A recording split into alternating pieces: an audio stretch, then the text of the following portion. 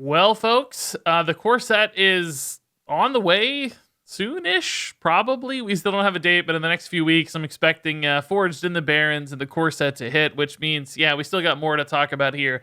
Like these wild cards behind me here, returning to standard format. If you look, there's quite a few on screen here. It might be hard to look at anything other than my super sexy wet hair, but try your best.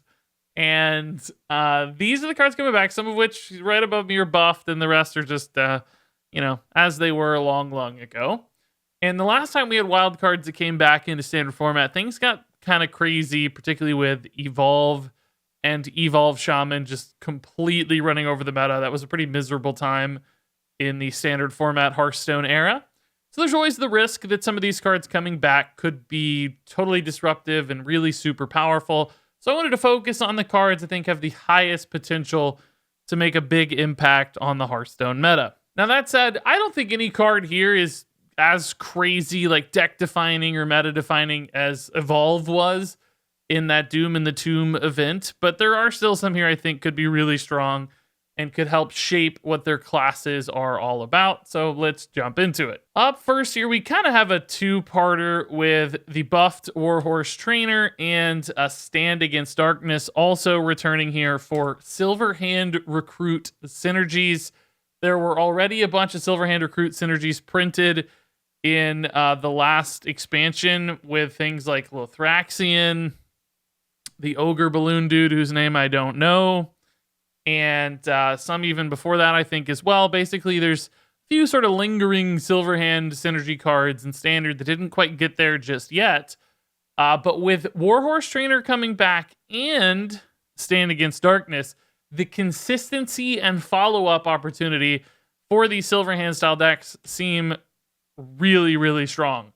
So this is just an awesome minion now, right? It's just a 3/4 to base, with this huge upside buffing Silverhand recruits that might already have things like Divine Shield or extra health or extra attack already, which means you leave a couple Silverhand recruits on board, they become major threats for either great trades or just face pressure thanks to the Warhorse Trainer. And with cards like this one and the Corrupt Silverhand recruit card, I don't know card names anymore, I can't remember, my brain is mush. You've got a lot of ways to build out these boards really successfully. Day at the Fair, I think it's called. You're going to see the card pop up, and it's going to look like I'm reading it, but that was edited in after the fact. Day at the Fair. Between those two, you're going to have some really consistent ways to summon a lot of Silverhand recruits with all these awesome follow-ups, and it feels like kind of like the Odd Paladin days, where Odd Paladin was so strong. Now, you won't have the hero power that's just like pumping them out really, really efficiently, but it might still be overwhelming, and there might just be so many checks on your opponent's wide board removals and ways to react to this stuff, and the stickiness thanks to the Divine Shields, that it's just really overwhelming and nobody can keep up with it, and it's just like a new crazy strong token deck that could be very frustrating to play against, especially if you have those nightmares, those fond memories of Odd Paladin back in the day, and by that I mean horrifying dramatic memories. Those are my memories anyway. This could be that. So this, I think, has the highest potential broken impact and deck defining nature, these two cards, of any of the returning wild stuff. So moving on here to Shadow Form, and this one's a little weird. I'm kind of throwing this one in based on like context clues, and that's really just because Blizzard has talked about Shadow Form numerous times, and how they want to do stuff with Shadow Form and build decks around Shadow Form. Obviously, in and of itself, I don't think Shadow Form is that exciting. It really was never a great card before. It's changed a little bit. It's like 2 mana, but it also doesn't scale to 3 damage now if you play a second one. So there's some ups and downs. Easier to get into, but less total upside maybe. That said, why are they teasing it so much if it's just like a throwaway that's just coming back into Standard, right? I think they're going to do something to support hero power synergies or make this, if you're in Shadow Form, maybe there's some other conditional stuff that happens.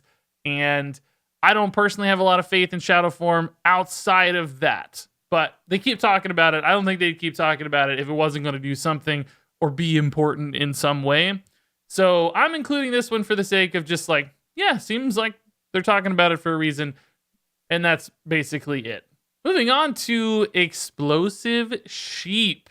And this card's actually pretty crazy to think about these days. It got played a lot as a AoE tool for certain classes that could easily kill it and ping it. Things like Mage, throw it down, ping it, and it's a nice deal too. And I think it could absolutely come back in that way.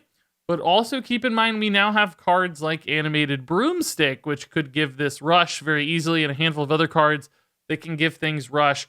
So I think the kind of classes that open up for Explosive Sheep are notably higher. Maybe everybody could run this as an extra cheap AoE tool, just kind of slot it into their decks to answer things like maybe Silverhand Paladin or whatever other fast tokeny style deck.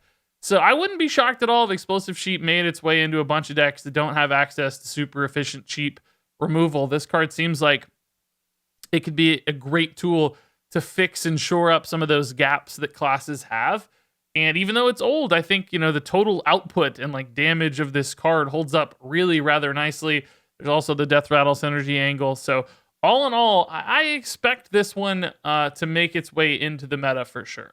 All right, so moving on here to Nubian Egg. And yeah, Nubian Egg was a great card back in the day in like zoo stuff or egg style decks where you're just happy to get this 4/4, 4/2 mana. And sometimes your deck is really just able to utilize the front half of this body to create some awkward friction or trouble for your opponents, where it's like, you buff this, they kind of want to deal with it, but then they got to deal with the 4/4. And it's just this super sticky, annoying early game threat. And I think that will remain the case potentially in future decks. We've already got some like self-sacrifice style cards we saw in Warlocks. It seems like there's an Egg Warlock zoo style thing kind of sitting there ready to go. And then we got cards like Baron Rivendare coming back, which was never great in the past, but it's like your mind starts turning a little bit like, why is Baron Rivendare coming back in the meta? I didn't include him himself in this video just because he was always slow before, but you're like, man, is Blizzard cooking up some Death Rattle stuff? And if they are, is Nubian Egg going to be a huge part of that? And then you've also got duels where Nubian Egg's been a really important force in duels. I don't think it's obviously going to be as strong as it has been in duels, but it reminds you just how much upside this card has and how frustrating and annoying it can be when it takes off in a meta. So I think Nubian Egg has a chance to hatch into something awesome in the upcoming Hearthstone meta. All right, so next up here is Dire Frenzy. And this was another card that I don't know if I'm super invested in, but Blizzard has teased pretty hard. In particular, Ixar numerous times on Twitter has referenced how excited he is for this card, and it's one of his favorite wild cards. I think initially he was teasing that it was going to be coming back into the core set, but it also feels like he's focused on it for some particular reason, like maybe some deck is going to utilize this really well. We've also already seen some stuff for Hunter that seems like it's focused a little bit on shuffling and deck manipulation. So is Dire Frenzy going to be some enabler that sets up a crazy combo deck or just obscene Hunter value? It could be. And this is a card that got played in the past. It was mostly with the little lifesteal brush dude, the vicious Scalehide. The vicious Scalehide. I definitely didn't have to just look that up. That edit in the video was a total coincidence. So yeah, we got played in the past with things like Vicious Scalehide to give you these really awesome lifesteal rush minions in your deck. Could be as simple as that, or it could be something crazier. I mean, it won't be, of course, Vicious Scalehide. That's not coming back into core. But, similar style minions might exist. There's a ton of rush available right now these days. So is that what's going to happen with Dire Frenzy, or is it something bigger, something more meta-dominant, more meta-relevant? Perhaps, just because it's getting teased so much. All right, so this one, it's going to sound kind of crazy, right? Pounce. Pounce is on my list of potentially the most disruptive wild format cards. And anybody who was around in Rostercon's Rumble will know that basically the whole expansion didn't do much. Virtually no cards really got played or made an impact. Least of all Pounce, right? There was some crazy damage combo stuff with Gonk or whatever, but that wasn't ever a good deck. Just a meme. And outside of that, even Pounce, just totally forgettable card. It's just kind of funny in hindsight because Twin Slice ended up being a similar sort of card later on that was OP, but Druid didn't have the enablers that the original Twin Slice had, and this card never made sense. So why am I including it now? Well, because Blizzard's including it, and because of what they took out of Druid. So Druid lost things like Swipe and Wrath. And without those, Druid has basically no reactivity to the board right now. So when you see a card like Pounce being added back into the core set, and I think there's also been a couple teases that maybe Druid's going to be more attack-based. I don't know if that was an actual tease or just sort of a natural deduction based on the information that we had. But maybe Pounce is like the setup now to do crazy things.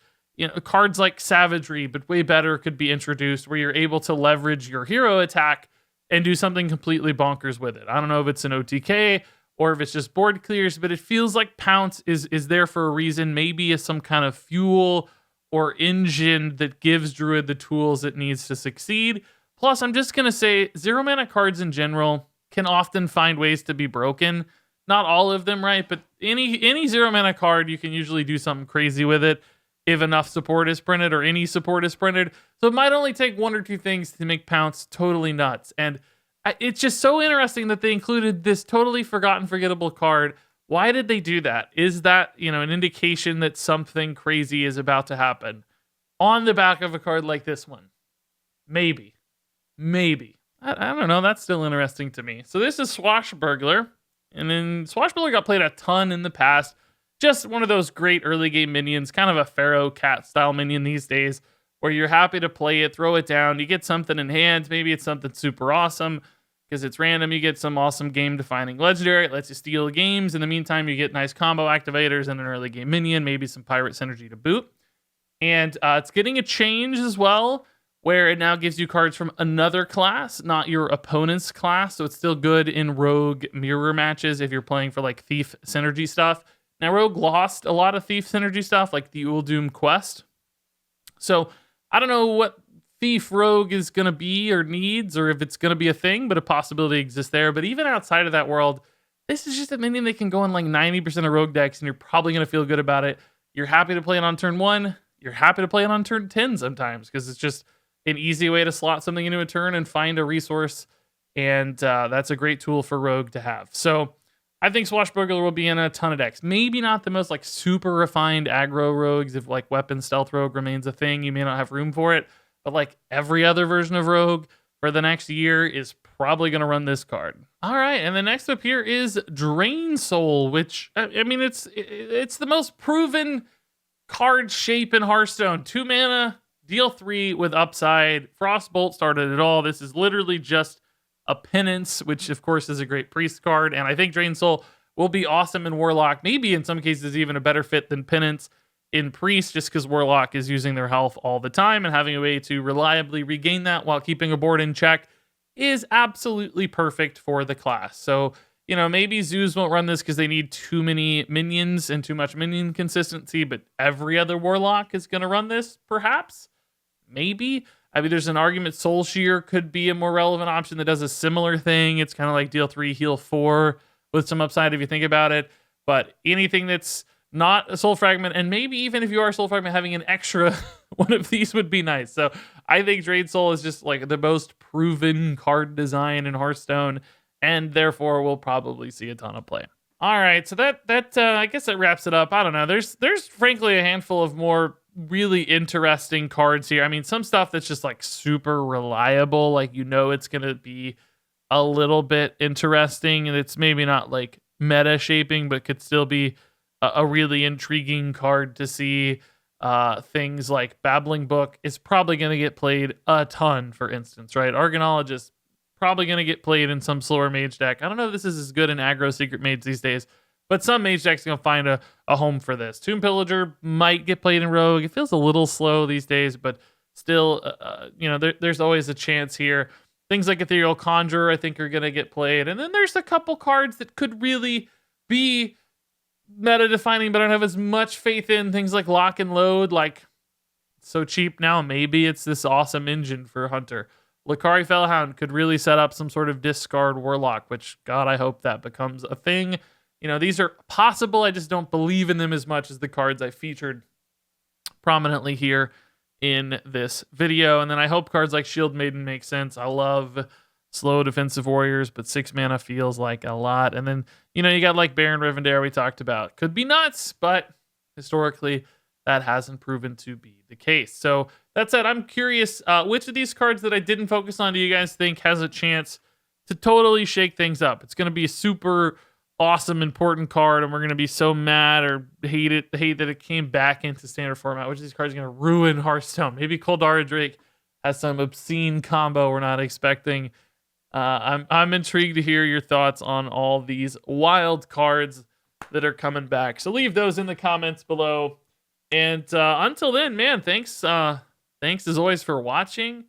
And until next time, game on.